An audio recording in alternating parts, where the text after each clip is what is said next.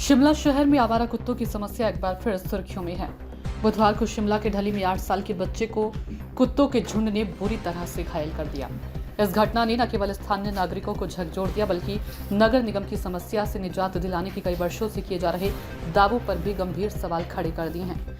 घटना के बाद anti corruption and crime control force ने शिमला नगर निगम की लापरवाही पर चिंता जताई है। उन्होंने कहा कि अगर भविष्य में ऐसी घटना पेश आती है तो उनकी संस्था नगरी में के खिलाफ एफआईआर दर्ज करवाई। Anti corruption and crime control force के अध्यक्ष नाथूराम चौहान ने निगम शिमला को आड़े हाथ लिया।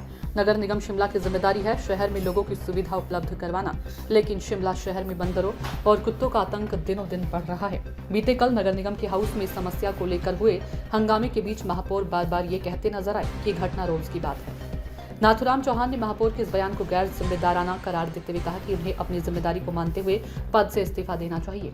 उन्होंने शिमला में असुरक्षित घोषित बिल्डिंगों का भी मुद्दा उठाते हुए असुरक्षित घोषित बिल्डिंगों को कागज में सुरक्षित बिल्डिंगों में कन्वर्ट करने की बात कही।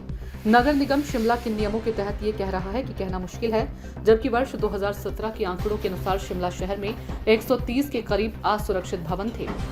उन्होंने कहा कि किसी भी प्रकार के भूकंप अथवा अन्य प्राकृतिक आपदा के समय ये असुरक्षित भवन अन्य सैकड़ों भवनों के लिए खतरा बने हुए हैं। ऐसा ही मामला कल शिमला में आया कि एक 8 साल के बच्चे को कुत्तों ने 7-8 कुत्तों के झुंड ने नोचा। और शिमला जैसे देवभूमि कहे जाने वाले संवेदनशील राज्य के लिए बहुत दुखद बात है, बहुत पीड़ादायक बात है ये। उसके बाद ना केवल ये हुआ, बल्कि उनके पिताजी को मेयर ऑफिस के सामने अनशन पर बैठना पड़ा। शुक्र इस बात का मनाएं कि जान बच गई बच्चे की, नहीं तो हालत और खराब हो सकते थे। उतना होने के बाद कांग्रेस के ही पार्षद अंदर बैठक में मेयर से भिड़ गए। और ना केवल वो भिड़े, बल्कि वो नीचे जमीन पे बैठ गए अंदर। हिमाचल के इतिहास में सत्तारूढ़ पार्टी में पहली बार इस तरह का दृश्य देखने को मिला होगा। और जिस तरह की बहस अंदर हुई थी, किसी भी सभ्य समाज के लिए वो चीज़ सही नहीं है। खासकर हिमाचल प्रदेश जैसे राज्य में जहाँ शिक्षा का स्तर इतना हाई हो, इतना ऊंचा हो, जिस जगह को लोग बड़े मान सम्मान से देखते हो, वहाँ पर इस तरह की आपस में भिड़ना और नौबत हाथापाई तक आ गई थी। क्योंकि मेयर साहब भी एक बार उठ गए थे, एक बार नहीं 2 बार उठे। 127-28 बिल्डिंग अनसेफ है शिमला में, और वो 127-28 बिल्डिंग ऐसी है कि अपने साथ 5-5, 6-6 बिल्डिंगों को और लेके जाएगी वो बिल्डिंग के। वो पिछले साल आपने बरसात में देखा होगा, जब टूटी कंडी में शायद जो मकान जो गिरे थे, जब लोग चिल्ला रहे थे, जबकि वो ऐसे नहीं ठीक मकान थे वो, पर नीचे से क्योंकि कुछ उनका फाउंडेशन कमज़ोर हो गई थी, तो यहाँ तो नीचे से नहीं, यहाँ तो ऊपर से आफत आएगी। ये सारी आपको जितनी दिख रही होगी, बहुत सारी इसमें अनसेफ बिल्डिंग है।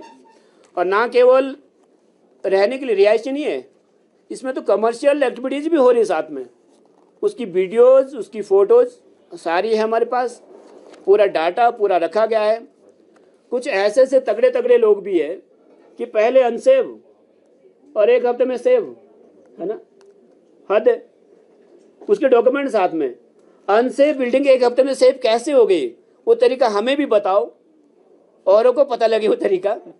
करोड़ों की प्रॉपर्टी लोग भी बचाएंगे ना, उस प्रॉपर्टी को धन लिए, कागजों में ही सेफ हो गई। मैं उन अधिकारियों से कहना चाहूंगा, और ये भी मामला ये भी एमसी का ही मामला है। शिमला का एमसी लगता है लोगों को इतना सुंदर, साफ, और क्या बोलते हैं उसको, स्मार्ट सिटी। और स्मार्ट दिखता है कहीं, लग रहा है कि स्मार्ट है भी है। ग्रीन एरिया बिल्कुल कहीं दिख रहा है, कोर एरिया, ग्रीन एरिया, कहीं स्मार्ट सिटी। कहते हुए शर्म आती है। ठीक है, तुम चुनाव में बोलो यार, जो मर्जी चुनाव में बोलना है बोल दो, पर सच्चाई तो बताओ। मुझे ये बताओ कि जो 1 हफ्ता पहले अनसेफ बिल्डिंग थी, 1 हफ्ते में सेफ वो हो कैसे गई। वो टेक्निक बता दो, तरीका बता दो। सारे शिमला वाले वाह वाह करेंगे। यहाँ पर अगर 4 साढ़े 4 का आ गया ना शिमला के लिए, पर्याप्त इन पुरानी बिल्डिंगों के लिए, और एक बिल्डिंग कितनी कितनी बिल्डिंगों को लेके जाएगी, कितने कितने लोग मरेंगे, कल्पना नहीं कर सकते। इसके लिए भी एमसी से निवेदन ये किया जाएगा कि आज से ही दोबारा वो देखे कि कौन सी बिल्डिंग सेफ और कौन सी बिल्डिंग अनसेफ है। केवल बाहर से प्लास्टर झाड़ के नया प्लास्टर करने से, नया अच्छा रंग करने से वो बिल्डिंग सेफ नहीं हो जाती है। परमिशन किसने दे दी उन सब चीज़ों की भी? पुरानी बिल्डिंग थी, बाहर से खुरच लो और उसमें बाहर से वो लगा दो, नया रेता लगा दो, उसमें चूना बढ़िया कर दो, होगी सेफ, होगी वो। कोई नियम कोई कानून हो